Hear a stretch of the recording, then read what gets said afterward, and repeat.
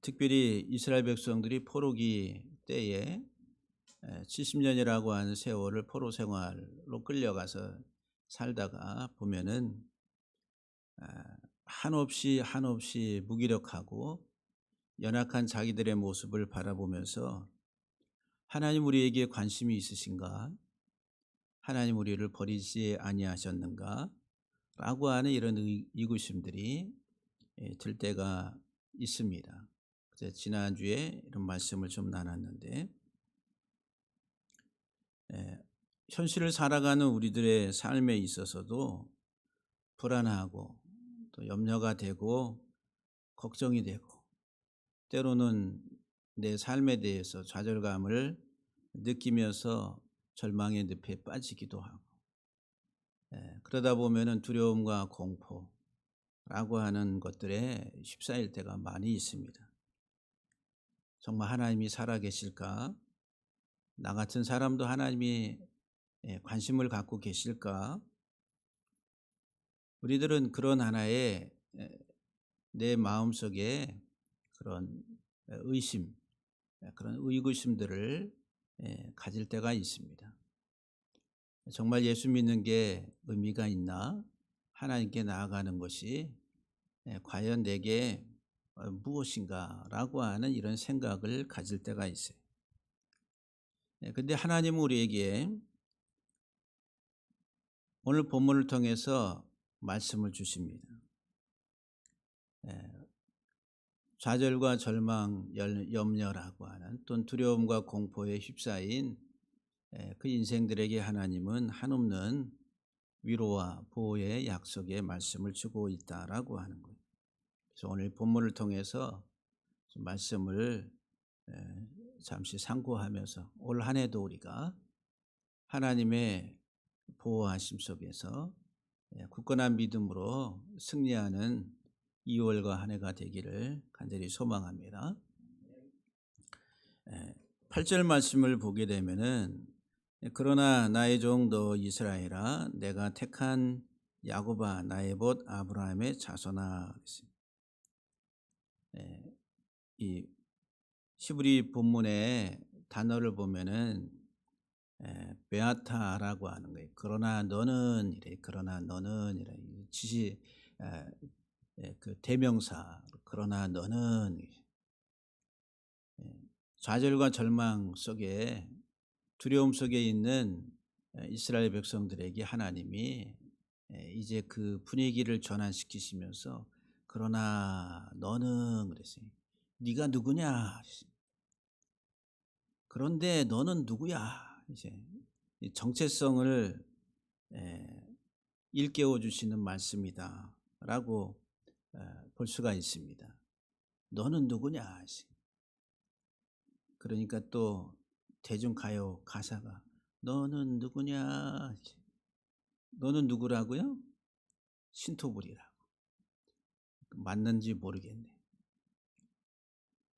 하나님 우리에게 우리의 정체성을 일깨워 주시는 너는 누구냐? 이제 너는 네가 누군지를 아느냐? 이스라엘 백성들은 알면서도 망각한다, 잊어버린다는 것. 우리도 하나님의 자녀라고 하는 것을 알면서도 망각한다는 거예요. 내 삶 속에서 그 하나님을 그런 하나님으로 신뢰하지 못하고 살아가는 망각된 그런 삶을 살아가는데 오늘 하나님이 다시 베타 너는 누구냐? 그래서 오늘 이 본문은 세 가지로 하나님께서 이스라엘 백성들에게 그 정체성에 대해서 먼저 일깨워 주세요. 그래서 너는 나의 종이다. 나의 종. 한번 따라합시다. 우리는 하나님의 종이다. 나의 종 이스라엘아 이렇게 불러요. 나의 종이라. 이스라엘에 대해서 나의 종이라. 하나님의 종이라. 그래서 이제 이 종이라고 하는 이 단어가 단순히 우리들은 그냥 노예로 그냥 주인이 막 그냥 부려먹고 인격과 어떤 그의 삶에 대해서는 별로 신경을 안 써도 어쨌든 주인은 이 노예처럼 부려먹기만 하는 어떤 주종 관계에 그런 의미를 이야기하고 있지 않다라고 하는 거예요. 고대 사회에 있어서 이 주인, 왕과 종의 관계는 아주 특별한 어떤 구조를 가지고 있습니다. 아주 독특한 법적인, 사회적인, 언약적 구조를 가지고 있다라고 하는 거예요. 하나님은 왕이시라고 그래요. 근데 우리는 그의 종이라고 그럽니다. 그래서 이제 왕의 종이라고 할 때에는 아주 특별한 지위, 최고 수준의 명예를 의미한다라고 하는 거예요. 최측근, 왕을 모시는 아주 고위 관리를 이야기할 때 내 종이다라고 그렇게 표현을 합니다. 그리고 고위직이라고 하는 직함과 같은 거예요. 나의 종이다라고 할 때 왕과 종의 언약적 관계. 그래서 이 왕은 이 종에게 신뢰하면서 자기의 인장 반지를 맡겨줘요. 그 대표적인 예가 요셉이잖아요. 요셉은 바로 왕의 인장 반지를 받아서 그가 바로 왕의 권세를 행한다라고 합니다. 요셉의 결정과 요셉의 모든 것들은 바로 왕이 하는 것과 같다라고 합니다. 그게 왕과 종의 관계라고 하는 거예요. 그러나 너는 누구냐 그랬어요. 나의 종, 내 종 이스라엘아 그랬어요. 너희는 나의 종이다라고 신분적인 그런 엄청난 신분적인 하나의 특혜, 어떤 신분의 상승 이런 것들을 담고 있다는 거예요. 그래서 우리들은 단순히 종 그러면은 노예, 그냥 막 일만 하고 노동만 하고 그냥 처분만 기다리는 그런 하나의 일반적인 사고를 갖고 있는데 고대 사회에 있어서 왕, 주인과 종의 이 조약이라고 하는 게 있어요. 그것은 단순한 것이 아니라 왕은, 주인은 그 종에 대해서 반드시 모든 것들에 대한 보호해야 될 법적 책임을 가지고 있다라고 하는 거예요. 생계와 그의 안전한 삶을 위한 모든 책임을 누가 지냐 하면은 주인이, 왕이 진다라고 하는 거예요.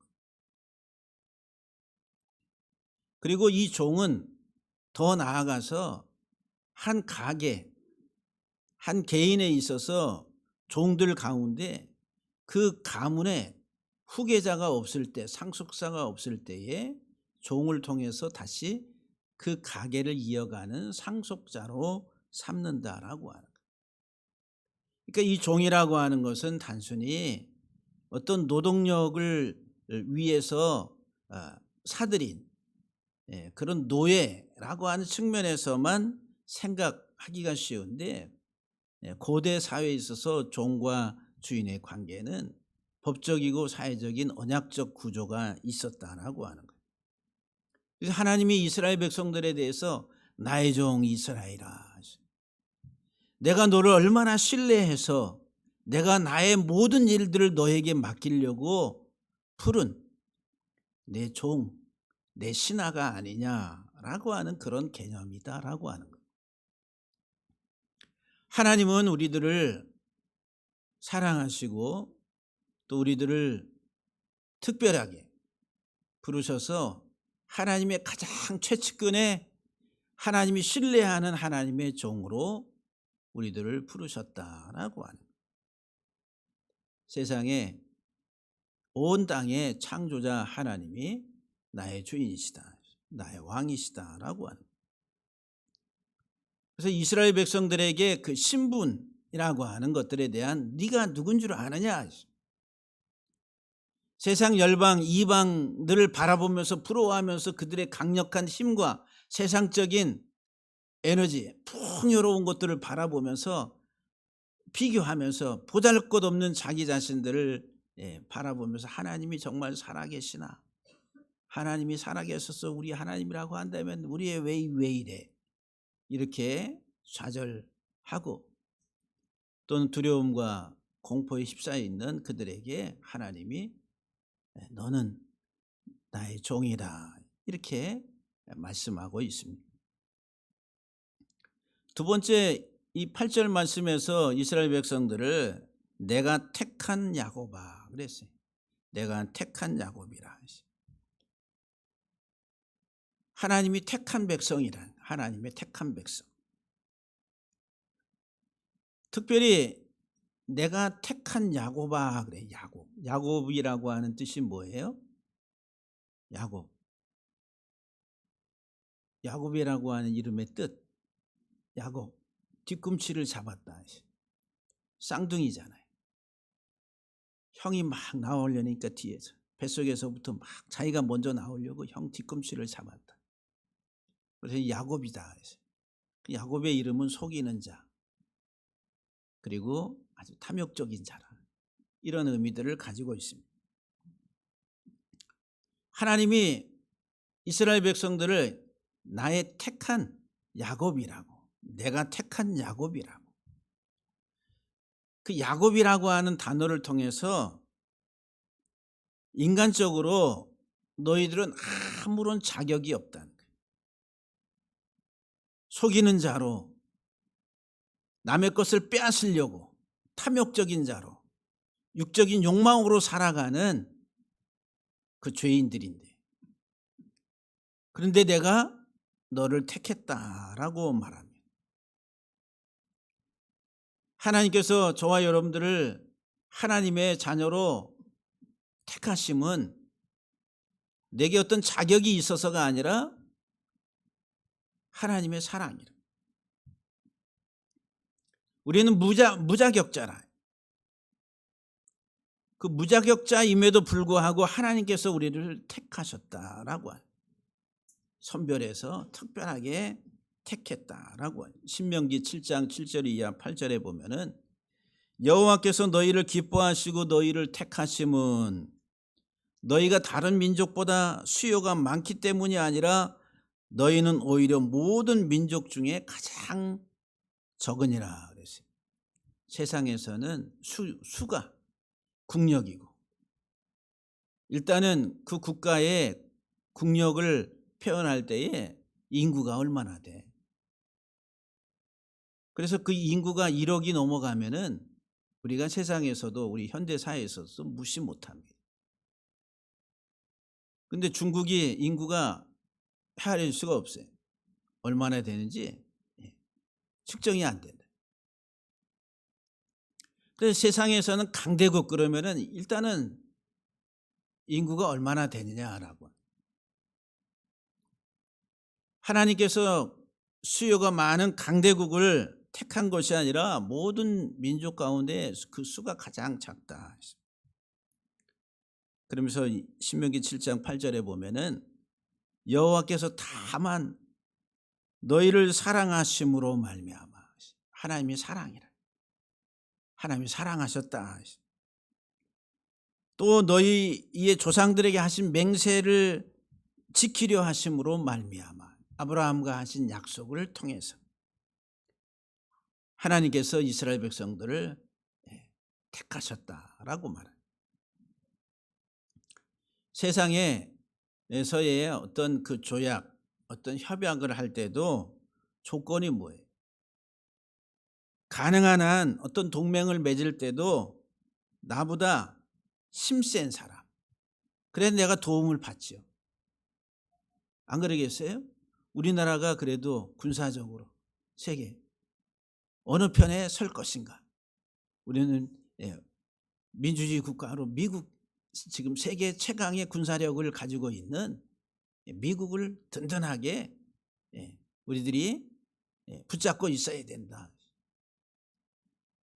아니 저 아프리카에 나이지리아, 수단 뭐 이런 나라하고 동맹을 맺어가지고 우리가 그들에게 뭔가 기댈 만한 게 있겠어요? 없잖아요.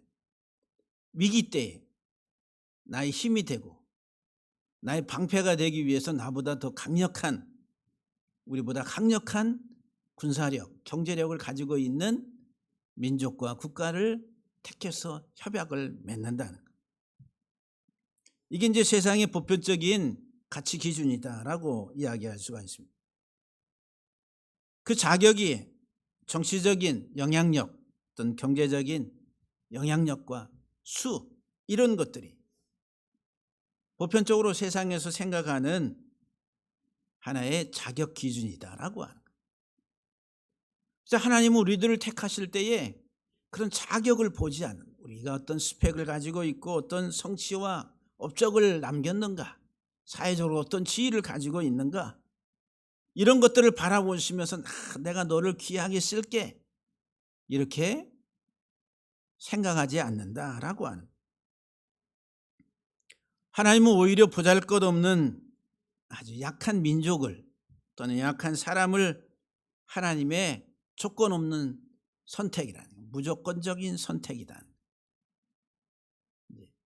기독교 교리 가운데 무조건적 선택이라. 아무런 자격이 없음에도 불구하고 어떤 조건을 가지고 내가 너를 택한 것이 아니라 무자격자임에도 불구하고 하나님이 택하셨다라고 하는, 오직 하나님의 기쁘신 뜻을 따라서 우리들을 택하셨다. 저와 여러분들이 하나님의 자녀가 된 것은 하나님의 선택이라, 무조건적인 하나님의 선택. 우리의 정체성에 대해서 분명하게 나의 종이라고 하나님이 말씀하시고 또 내가 택했다라고 하나님이 말씀하십니다. 하나님은 온 우주 만물의 창조자라고 하는 거예요. 세 번째, 우리 정체성을 이야기하면서 8절에 나의 벗 아브라함의 자손아, 하나님께서 이스라엘 백성들에게 나의 벗이다, 나의 친구라. 그래서 나의 벗이라고 하는, 이 벗이라고 하는 게 오하비라고 하는 거야. 내 사랑하는 자라, 내가 사랑하는 자라, 사랑하다라고 하는 거. 사랑. 여러분들 친구들끼리에는 우정, 사랑의 우정이죠. 특별히 그 우정이 가장 끈끈했던 두 남자, 다윗과 요나단의 관계. 그 다윗의 이름이 사랑하는 자 또는 사랑받는 자, 데비드라고. 열정적인 사랑을 가지고. 나의 벗이라고 하는 이 표현, 나의 벗 아브라함의 자손아 그랬어요. 최초로 하나님의 벗이라고 칭함을 받은 사람이 누구예요? 아브라함이라. 하나님의 벗이라고, 하나님이 사랑하는 자라고, 또 하나님께 사랑받는 자라고 칭함을 받은 아브라함의 후손인 너희 또한 나의 벗이다. 내가 사랑한다. 내가 너희를 버리지 아니하고 내가 너희를 사랑한다. 사랑하되 끝까지 사랑하시는 하나님이다라고 하는. 지금 세상에 살면서 여러 가지 많은 염려와 고민, 불안과 두려움, 이런 것들로 가득 차 있는 이스라엘 백성들, 아니 오늘 현실을 살아가는 우리들에게 하나님은 뭐라고 말씀하세요? 너는 내 종이야. 내가 만물의 창조자, 나 만왕의 왕이신 하나님이 너는 나의 종, 나의 신하, 가장 가까이서 이제 최측근이 되는 내 종이다. 그러면서 내가 너를 택했다 그랬어요. 아무런 자격이 없는 너를 내가 택해서, 그리고 내가 사랑한다. 내 벗이다, 내 친구라. 사랑하되 끝까지 사랑하는 자라. 내가 너를 버리지 않는다라고 하는 말씀.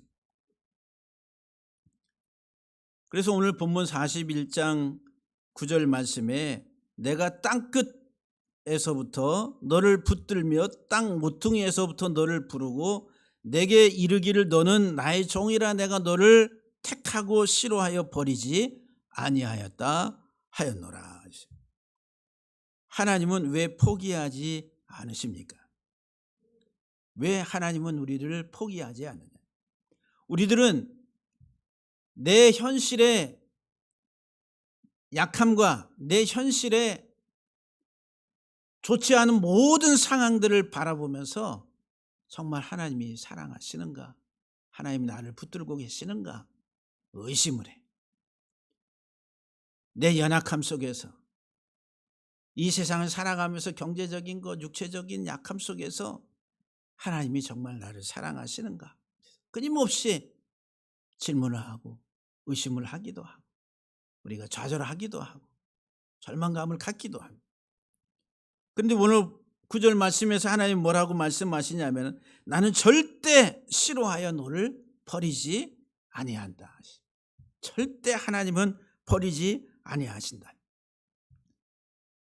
내가 하나님의 손을 뿌리친다 할지라도 하나님은 나를 포기하지 아니하시는 하나님이라.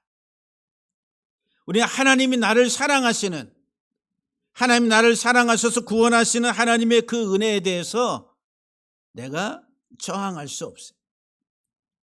불가항력적 은혜라, 이렇게 말합니다. 그게 이제 기독교 교리의 아주 중요한 핵심. 하나님이 우리에게, 내게 은혜를 베푸셔서 나를 사랑하실 때에 내가 그 하나님의 은혜를, 하나님의 사랑을 뿌리치고 도망갈 수 없다는 거예요. 하나님은 끝까지 나를 붙드시는 압도적인 하나님의 사랑으로 나를 붙드시고 계시다라고 하는 거예요. 땅끝에서부터 너를 붙들며. 여기 붙들다 이 말이 아주 강하게 하신다는 거예요. 하나님이 저 땅끝에서부터 내가 너를 강하게, 저 땅끝에 뭐가 있어요? 알 수가 없어요. 우리들은 저게 뭐가 있는지, 그런 존재였던 우리들을 하나님은 저 땅끝에서부터 이미 다 알고 계시는데 하나님이 나를 강하게 하신, 강하게, 더 강하게 하나님의 사람으로, 하나님의 종으로, 하나님의 택한 자녀로, 하나님의 사랑받는 자로 하나님 더 강하게, 나를 더 강하게 하시는 하나님이라. 우리들은 원망해. 하나님 그럴 수 있어요? 하나님 왜 이렇게 내게 고통이 오래되고 내가 왜 이렇게 힘듭니까? 하나님 왜 자꾸 왜 반문을 하는데 하나님은 나를 더 강하게 하시는 하나님이라. 땅 모퉁이에서부터 너를 부르고 그랬어요. 하나님이 저 모퉁이, 이 모퉁이라고 하는 것은 어디에죠? 점점 가면서 좁아지잖아요. 끝자락에 구석텅이, 그 모퉁이에 있었던 나를 하나님께서 부르셨다라고 하는, 눈에 잘 띄지도 않는, 세상 사람들이 알아봐 주지도 아니하고 알아볼 수도 없는 그런 아주 미미한 존재였던 나를 하나님께서는 저 모퉁이에서부터 나를 부르셨다라고. 그러면서 하나님이 말씀하십니다. 내가 내게 말했다 하셔야 돼. 내가 너에게 말했다 하셔. 너는 내 종이야. 그리고 내가 너를 택했어. 내가 너를 싫어하여 버리지 아니했다라고 하나님이 강력하게 말씀하고 계세요. 원망하고 좌절하고 주저앉아 있는 그 하나님의 백성들에게, 하나님의 자녀들에게 하나님이 강력하게 말씀하세요. 내가 너에게 지금 말한다. 너는 내 종이야. 네가 얼마나 존귀한 자인지 너는 아느냐? 내가 너를 택했어. 내가 너를 택했다라고 하시면서 내가 너를 절대 싫어하여 버리지 아니하였다라고 말씀합니다. 우리들은 이 하나님의 깊은 섭리를 잘 깨닫지를 못해. 그렇기 때문에 현실만 바라보다가 원망하고 불평하게 됩니다. 그래서 오늘 본문에서 10절에서 오중 보호 보장의 5가지의 약속을 우리에게 주십니다. 하나님 끝까지 사랑하시겠다는 거예요.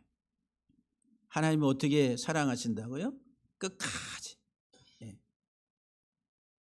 나를 향한 하나님의 사랑은 내가 때론 실수하고 넘어지고 자빠질지라도 포기하지 아니하시고 하나님은 집요하게 나를 강하게 하시면서 나를 끝까지 사랑하시는 하나님이라. 그래서 오중 5가지의 보호의 보장의 말씀을 줍니다. 이 말씀은 하나님은 우리 자녀, 하나님의 자녀된 우리들을 끝까지 사랑하셔서 마지막까지 승리하게 하신다라고 하는 하나님의 속성을 우리에게 보여줍니다. 그거를 기독교 교리에서 성도의 견인이라 그래요. 성도의 견인. 칼빈의 5대 강령에 나오는 기독교 장로교의 중요한 교리. 그래서 이제 첫 번째 5가지 약속 중에 하나가, 첫 번째가 두려워하지 말라, 내가 너와 함께 합니다. 두려워하지 말라고. 우리 현실 속에서 불안과 미래에 대한 염려, 걱정, 그러면서 우리들은 어떤 공포를 느끼기도 합니다. 어떤 삶의 의욕을 상실하기도. 그런데 하나님이 우리에게 말씀, 두려워하지 말라, 내가 너와 함께 함이라. 하나님 함께 하시겠다라고 하는 약속을 줍니다. 2월 한 달도 여러분들의 신앙 가운데, 여러분 믿음의 고백 속에 하나님은 나와 함께 하신 임마누엘의 하나님. 두려워하지 말고 하나님이 나와 함께 하신다라고 하는 약속을 붙잡고 한 달도, 26년 한 해도 넉넉하게 승리하는 우리 모두가 되기를 주의 이름으로 간절히 축복합니다. 두 번째, 놀라지 말라, 나는 내 하나님이 됨이니라. 놀라지 말라고. 이 놀라다 이 말은, 사람이 놀라면 어떻게 눈이 막 이러잖아요. 그래서 막 여기저기 눈이 막 이렇게 뭘 다 막 고정되지 않고 막 두리번 하는. 와, 그 사방을 막 두리번대면서 어쩔 줄 몰라 하는 이런 하나의 광경입니다. 이 놀라다라고 하는. 내가 내 하나님이 된다. 하나님만을 온전하게 바라보고 우리의 시선이 하나님께 고정되어 있다라고 한다면은 이 세상의 어떤 환경도 우리는 넉넉하게 극복하고 이길 수가 있는 거예요. 놀라지 말라, 나는 내 하나님이 됨이니라. 온 땅의 창조주 하나님이, 전능하신 그 하나님이 내 하나님이라. 여러분 그 믿습니까? 그 믿음으로 살아가십니까? 근데 왜 두려워하고 놀라고 염려하고 고민하고 좌절하고 절망하십니까? 놀라지 말라, 두려워하지 말라, 내가 너와 함께 함이라. 나는 내 하나님이 됨이니라. 세 번째, 내가 굳세게 하리라. 하나님 우리에게 굳세게 강하게 하신다는 거예요. 우리 내면에 새 힘을 공급하시겠다라고 하는 거예요. 에너지를 공급해 주시겠다는 거예요. 주저앉아 있는 우리들에게 하나님이 일으키시면서 내가 새 힘을 주겠다. 지난주에 말씀을 드렸죠. 여호와를 앙망하는 자는 새 힘을 얻으리라.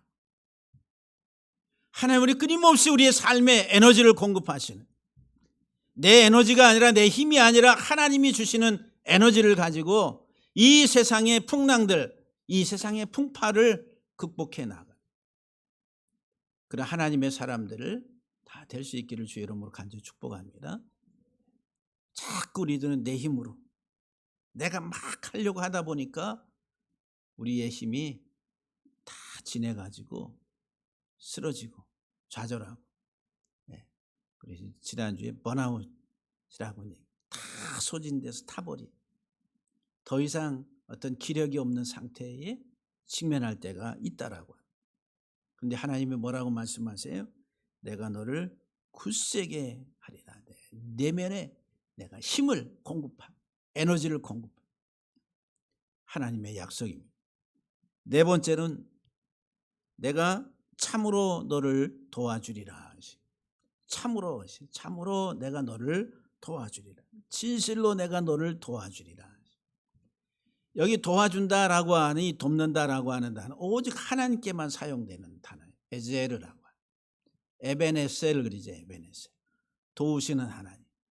도움의 돌이라고 하는. 에베는 돌. 에제르 그러면은 도움이라. 도움의 돌. 하나님은 도우시는 하나님이에요. 나에게 하나님은 누구시냐면 나의 돕는 돕는 자라고. 평생 내가 살아가면서 하나님의 도우심 속에서 우리들은 살아가게 됩니다. 여러분들은 누구의 도움이 필요합니까? 우리는 세상에 도움을 구하려고 그래요. 그렇죠? 근데 하나님은 하나님을 바라보라. 나는 너의 도움이라. 참으로 내가 너를 도와주리라. 이 세상을 살아가는데 오직 하나님만을 바라보고 신뢰하는 믿음의 사람들 되시기를 주의 이름으로 간절히 축복합니다. 다섯 번째 약속이 뭐냐면은 나의 의로운 오른손으로 너를 붙들리라. 참으로 나의 의로운 오른손으로 너를 붙들리라. 우리들은 참 힘이 약해요.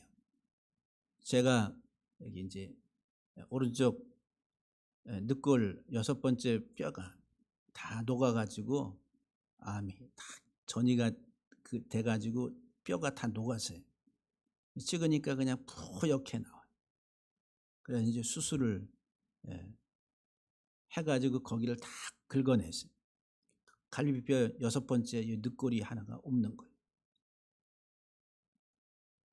나중에 수술하고 나서 이제 회복이 되는 과정에서도 오른손에 여기 쥐는 힘이 없는 거예요. 왼손보다도 약해. 이거 들지를 못해. 그래서 이제 한 1, 2년 정도, 2년, 3년까지는 집사람이 당신이 들어야 돼. 애들이 돼. 이게 이제 드는 게 이게 너무 드는 게 이게 힘이 쥐는 힘이 안 돼. 애들도 마찬가지죠. 엄마하고 아버지하고 손잡고 아니 아들하고 아버지하고 손잡고 가는데 어린 아들이 아버지 꼭 손을 잡는 거 하고 아버지가 아들 손을 꼭 잡아주는 거 어느 게 더 안전하겠어요? 아들이 아버지 손 꽉 잡고 가는 게 안전하겠어요? 아버지가 아들 손을 꽉 잡아주는 게 안전하겠어요? 예? 아빠 내가 손 잡을게. 아빠는 그냥 손만 내밀고 있어. 내가 잡을게. 애들 손은 쥐는 힘이 약하니까 쉽게 떨어지죠. 우리가 믿음의 신앙의 삶을 살아가는데 우리들은 너무 쥐는 힘이 약해.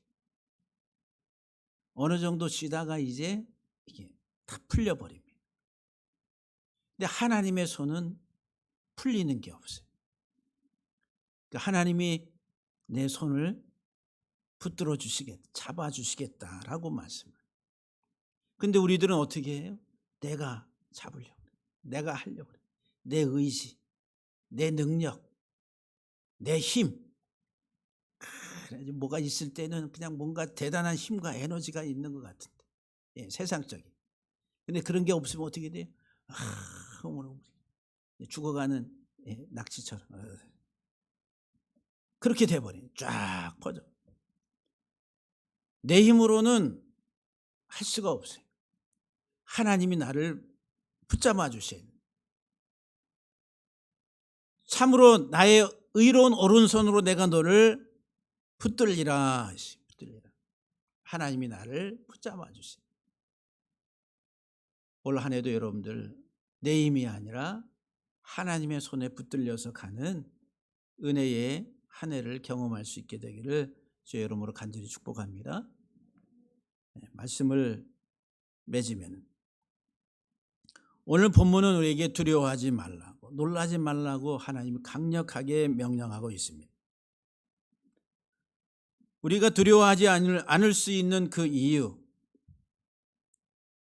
우리에게 용기가 있어서가 아닙니다. 내가 힘이 있어서가 아닙니다. 우리는 왕이신 하나님이